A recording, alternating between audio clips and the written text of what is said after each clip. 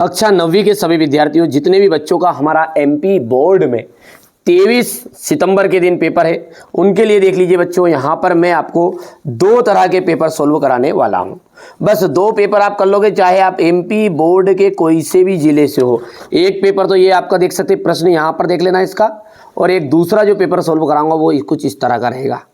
बस दोनों पेपर है, डिस्क्रिप्शन में लिंक भी दे दूंगा, बढ़िया से कंप्लीट कीजिए। डंके की चोट पर कह दूं कि यदि ये प्रश्न पत्र जिनने हल कर ली है, ठीक है, उनको अच्छे स्कोर करने से कोई नहीं रोक सकता। चलिए शुरू करते हैं बिना किसी टाइम को व्यर्थ गवाए, ठीक है। जो बच्चे लगातार रेगुलर 2-2 सेट देख रहे हैं, उनका पेपर 100% श्योर आ रहा है पूरे का पूरा। चलिए 16 का भाग आपको देना है बच्चों 2 से। उत्तर कितना आएगा जल्दी बताओ? 8 आएगा। तो फिर 2 में कितने का गुना कर दो कि 8 आ जाए? तो भैया 4 का करना पड़ेगा। तो यहाँ पर दा ऑप्शन एकदम राइट रहेगा।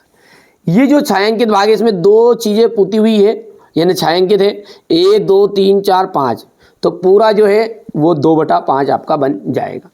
किन्हीं 2 परिमेय संख्याओं का गुणनफल, किन्हीं भी 2 परिमेय संख्याओं का जो गुणनफल होता है वो सदैव परिमेय संख्या होता है।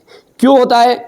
जैसे मान के चलिए आपने लिखा 8/2 गुणित मान के चलिएगा अपन ने लिख दिया 3/5, तो बेटा आंसर कितना आएगा? भले ही कटेगा नहीं है, तो 8 × 24 और 2 × 5 = 10। तो ये आपकी परिमेय संख्या ही है। ये करनी में उत्तर आता तो आपकी अपरिमेय होती है, और कोई भी 2 संख्या ऐसी लो अपन की जो करनी में नहीं है, तो करनी उत्तर आएगा ही क्यों करनी में?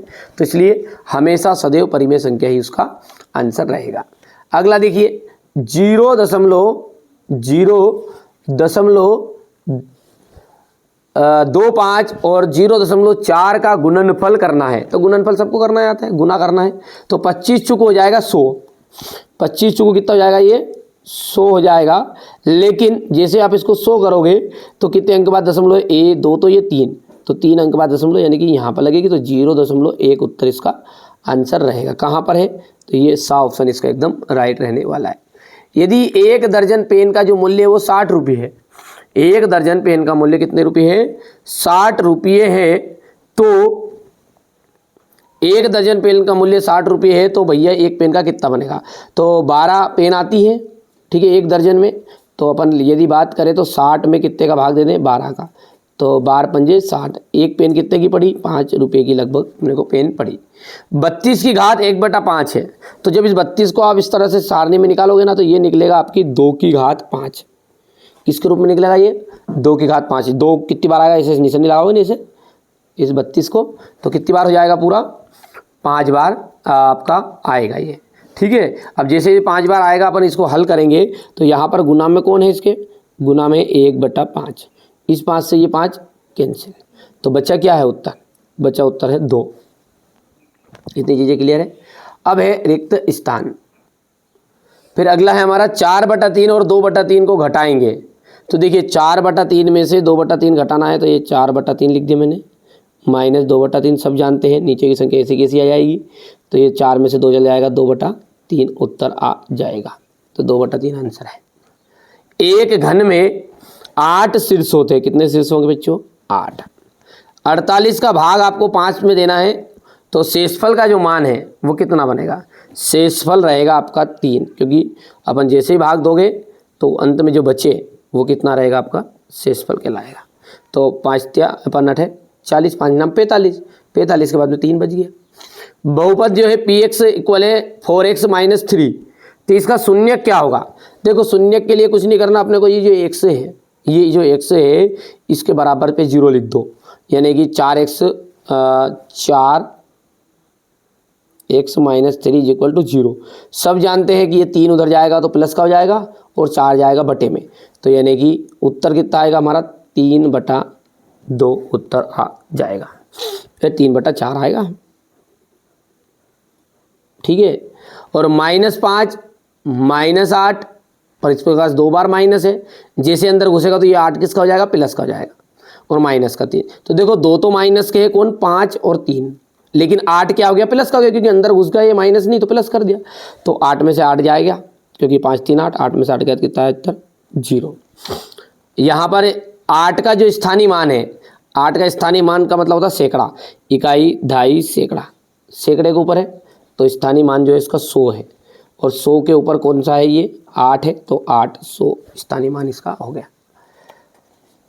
चलिए आगे बढ़ते हैं और अगला देखते हैं। यहाँ पर हमारा है जोड़ी है। जोड़ी बहुत ही सिंपल है, कॉलम मिलान करना है इसमें। पहला है हमारा 5 का 7 से गुना करना है। तो देखो इसका जो उत्तर आ जाएगा वो आएगा आपका 5 को 20, 20 की 0, ठीक है, यहाँ पर कर भी देते हैं, और माइनस का 7.4। उत्तर बताओ। 5 को 20 की 0 हासिल आया 2, ये दशमलव लगी बीच में, और 5 7 35, 35 और 2 37। कितने अंक बाद दशमलव लगी थी, 2 अंक बाद, क्योंकि 1 अंक ही है ना, 1 अंक ही है। कितने अंक बाद दशमलव लगी, 2 अंक बाद लगी, तो 3.7 इसका आंसर आ जाएगा, पर वो माइनस का आएगा। माइनस का 7 है और गुणित 5 15 करना, तो ये तो सबको याद ही, 15 7 105, ये प्लस का हो गया। 504 को 18 से जब भाग दोगे आप, 504 को जब 18 से भाग दोगे ना, तो ये माइनस का 28 बचेगा। ये काटा पीटी कर लेना, आप देख लोगे आराम से, तो हो जाएगा कंप्लीट। चौथा जो है, चौथे की बात करें तो इसमें 0.004 उत्तर आ जाएगा। तो ये अपना चौथा जाएगा, भाग दोगे तो। और 42 और 42 में देखो, ये 36 में से 64 जुड़ेगा तो 100 आ जाएगा, 100 में से हासिल 1 आ जाएगा, 42 ने 1 43, जोड़ के देख लेना। तो ये 43 है। ये छोटी छोटी चीज़ें, ये तो हमारे बच्चों को आती भी है, ऐसा नहीं है। छठा क्वेश्चन जो है ये आ जाएगा आपका 0.72 हो गया। अब है हमारा एक वाक्य में उत्तर। बिंदु 4,1 की x अक्ष से दूरी क्या होगी, ठीक है, 4,1 से x अक्ष की दूरी क्या होगी। तो x अक्ष की दूरी होगी 1। 1 और 2 के बीच की परिमेय संख्या लिखनी है। कोई भी एक लिख दो, 7/8 लिख दो, 8/8 लिख दो, 9/1 लिख दो, कोई भी लिख दो, ठीक है। करनी 3 और करनी में अंदर आ जाएगा, में गुना करिए, तो इन दोनों का जब आप गुना करोगे तो कितना जाएगा, इसका दोनों का गुना करोगे तो 3 आ जाएगा, क्योंकि घात 2 से करनी कैंसिल हो जाएगी, ठीक है। अगला देखिए, लट्टू का जो आकार है वो किस ठोस आकृति का होगा। तो लट्टू जो है ना वो गोल होता है। कैसा होता है, गोल। एक वाहन चालक को 180 किलोमीटर की दूरी तय करना है, वहाँ 95 किलोमीटर की चल चुका है, तो कितना चलेगा, तो 180 में से 95 घटाओगे तो 85 किलोमीटर बचेगा। और अगला है बिंदु जो है आपका वो है -1,4 किस चतुर्थांश में स्थित है। देखो ये दूसरे चतुर्थांश में स्थित है। कौन से में है, दूसरे में, क्योंकि दूसरे चतुर्थांश का मतलब ये है कि वो पहले वाला माइनस करेगा, दूसरा प्लस का रहेगा। चलिए, एक घन में 6 फलक होते हैं, असत्य बात है, घन में 8 फलक होते हैं। मूल बिंदु की भुज और कोटि दोनों का मान 0 नहीं होता, ये बात आपकी नहीं होता क्या, तो ये असत्य है बेटा, सत्य होता है, क्योंकि दोनों का मान 0 होगा। पुस्तक एक घनाभाकार ठोस आकृति की होती है, ये असत्य रहेगी। शंकु एक बेलनाकार आकृति का है, ये अब आपका असत्य रहेगा। बिंदु 0,-5 y अक्ष पर स्थित है, तो y अक्ष पर स्थित होने वाले का में x का मान 0 होता है, शुरुआत का मान 0 होगा। और रेखिक बहुपद की जो घात होती है वो 1 2 होती है क्या, तो नहीं, रेखिक बहुपद की घात होती 1। यहाँ से आप क्वेश्चन नंबर 6 से सारी चीज़ों को देखिएगा, बढ़िया से कंप्लीट करिएगा। थोड़ा सा छोटा कर देते ताकि हमारे बच्चों को दिक्कत ना आए। ये छठा क्वेश्चन है, 7वां 8वां 9वां 10वां 11वां है, ठीक है, 12वां। यहाँ पर है क्वेश्चन नंबर 13 14 15 16 17 18 19 20 21 22 और 23, ये टोटल है, ठीक है भैया। तो ये मैंने आपको आज मैथ्स के लिए एक पेपर सोल्व करा दिया। इसके बाद में एक तरह का पेपर और आपको सोल्व कराऊंगा। नहीं देखा है वीडियो तो ज़रूर देखिएगा, यहाँ पर इस तरह का रहेगा वो। चलिए मिलते हैं अगले वीडियो में।